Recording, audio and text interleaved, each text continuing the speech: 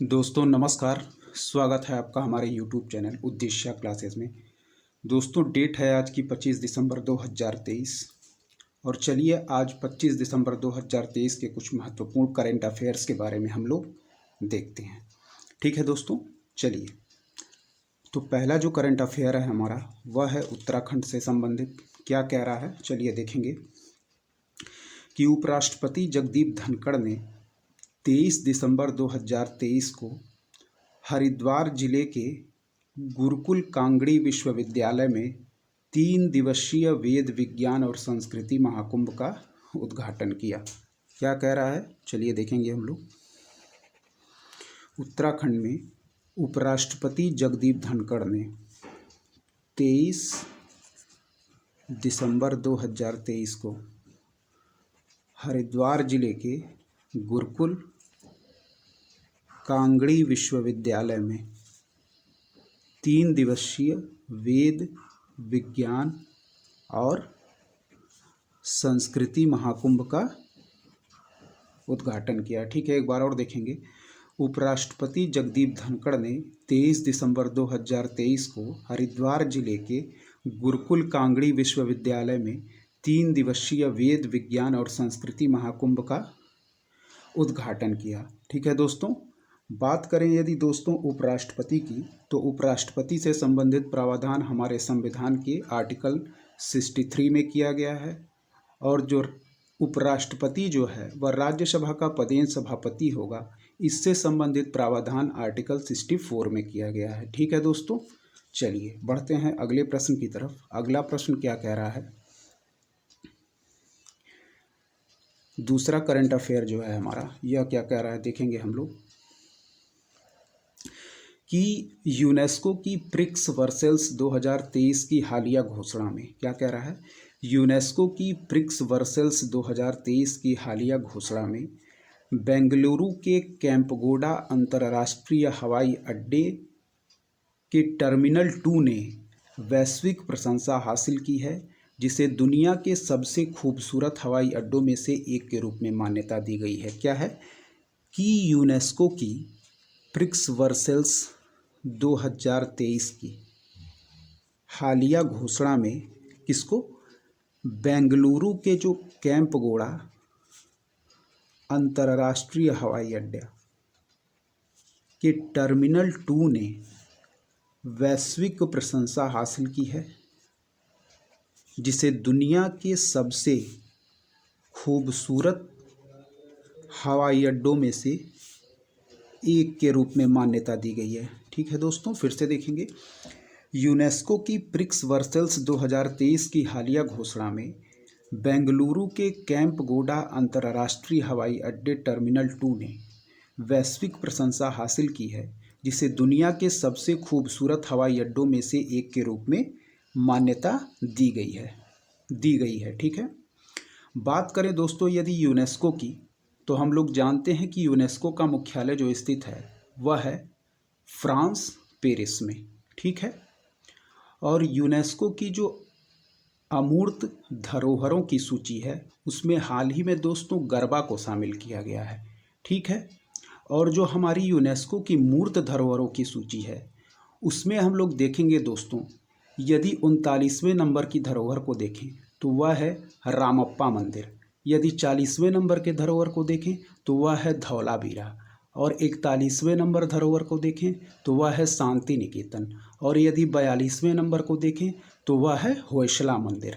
ठीक है दोस्तों, तो ये एक्स्ट्रा फैक्ट भी आप लोग याद रखिएगा। चलिए बढ़ते हैं अगले प्रश्न की तरफ। दोस्तों अगला प्रश्न क्या कह रहा है हमारा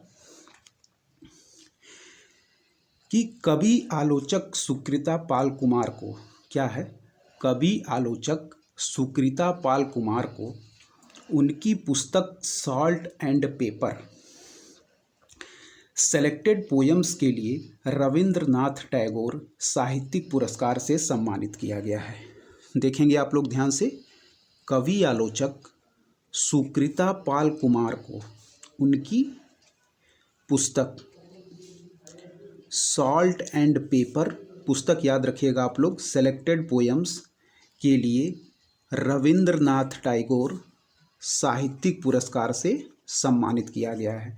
ठीक है, एक बार और देखेंगे दोस्तों क्या कह रहा है कि कवि आलोचक सुकृता पाल कुमार को उनकी पुस्तक salt and paper selected poems के लिए रविंद्रनाथ टैगोर साहित्यिक पुरस्कार से सम्मानित किया गया है। चलिए दोस्तों, बात करें यदि रविंद्रनाथ टैगोर की दोस्तों, तो रविंद्रनाथ टैगोर शांति के नोबेल पुरस्कार से सम्मानित होने वाले एशिया के पहले व्यक्ति थे, जिनको कब सम्मानित किया गया था? 1913 में उनकी रचना गीतांजलि के लिए।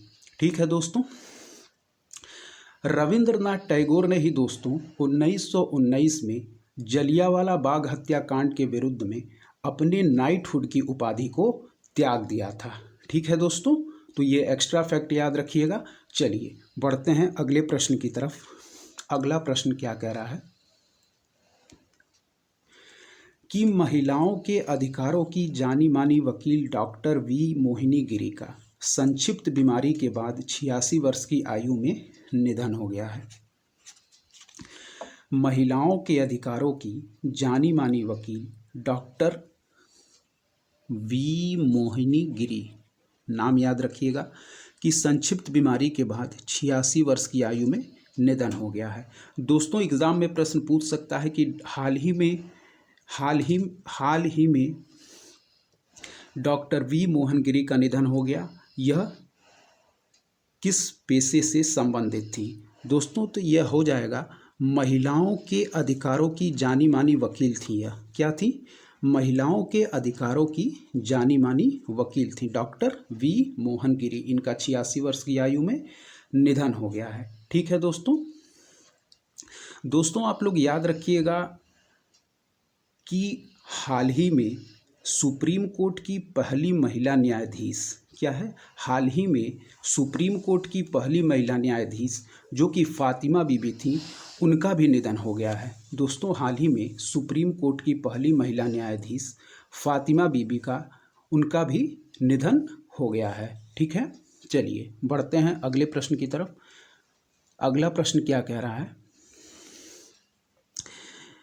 कि 2016 रियो ओलंपिक में क्या कह रहा है? 2016 रियो ओलंपिक में कांस्य पदक विजेता प्रशंसित भारतीय पहलवान साक्षी मलिक ने भारतीय कुश्ती महासंघ के हालिया नेतृत्व परिवर्तन के विरोध में अपनी सेवानिवृत्ति की घोषणा की है। ठीक है, देखेंगे हम लोग 2016 रियो ओलंपिक में जो हमारी कांस्य पदक विजेता थी, कौन?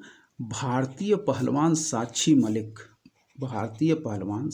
मलिक ने जो दोस्तों भारतीय कुश्ती महासंघ में हालिया नेतृत्व परिवर्तन के विरोध में अपनी सेवानिवृत्ति की घोषणा कर दी है। ठीक है, 2016 रियो ओलंपिक में कांस्य पदक विजेता प्रशंसित भारतीय पहलवान साक्षी मलिक ने भारतीय कुश्ती महासंघ के हालिया नेतृत्व परिवर्तन के विरोध में अपनी सेवानिवृत्ति की घोषणा कर दी है। ठीक है दोस्तों, चलिए बढ़ते हैं अगले प्रश्न की तरफ। अगला प्रश्न क्या कह रहा है?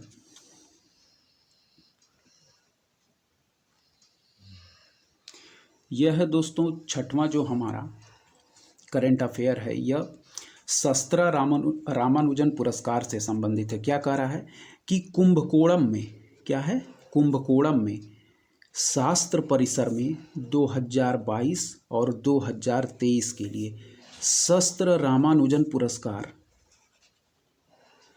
गणितज्ञ यूनकिंग तांग और रुई की सियांग झांग को प्रदान किए गए हैं। ठीक है दोस्तों, याद रखिएगा, काफ़ी इंपॉर्टेंट है यह कि कुंभकोणम में शास्त्र परिसर में 2022 और 2023 के लिए शस्त्र रामानुजन पुरस्कार गणितज्ञ यूनकिंग तांग और रुई की सियांग झांग को प्रदान किए गए हैं। ठीक है दोस्तों, चलिए बढ़ते हैं अगले प्रश्न की तरफ। अगला प्रश्न क्या कह रहा है कि आईसीआईसीआई बैंक ने कार्यकारी निदेशक के रूप में किसको? संदीप बत्रा की पुनः नियुक्ति के लिए आरबीआई की मंजूरी हासिल कर ली है। ठीक है दोस्तों, फिर से देखेंगे। आईसीआईसीआई बैंक ने कार्यकारी निदेशक के रूप में संदीप बत्रा की पुनर्नियुक्ति के लिए आरबीआई की मंजूरी हासिल कर ली है। बात करें दोस्तों यदि आरबीआई की, तो जैसा कि हम लोग जानते हैं कि आरबीआई की स्थापना 1 अप्रैल 1935 को हुई थी और आरबीआई का जो दोस्तों राष्ट्रीयकरण किया गया था वह 1 जनवरी 1949 में किया गया था।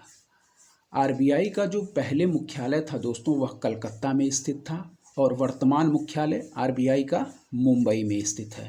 ठीक है दोस्तों, चलिए। और आरबीआई के जो हमारे 25वें नंबर के वर्तमान गवर्नर हैं वह हैं कौन? शक्तिकांत दास। ठीक है दोस्तों, चलिए बढ़ते हैं अगले प्रश्न की तरफ। 8वां नंबर प्रश्न हमारा क्या कह रहा है कि गुवाहाटी में आयोजित 75वीं इंटर स्टेट, क्या है?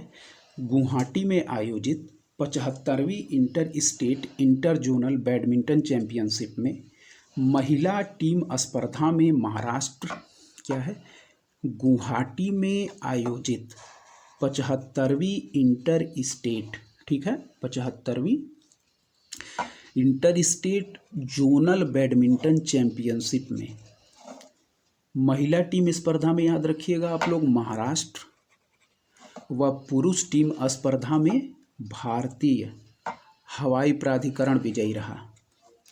भारतीय हवाई प्राधिकरण विजयी रहा। ठीक है दोस्तों, फिर देखेंगे।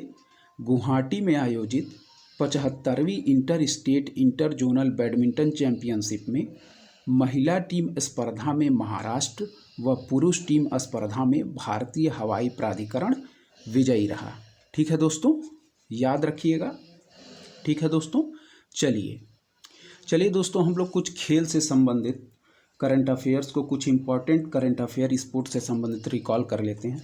जैसे हम लोग बात करते हैं दोस्तों 32वें टोक्यो ओलंपिक की। ठीक है, 32वें टोक्यो ओलंपिक की।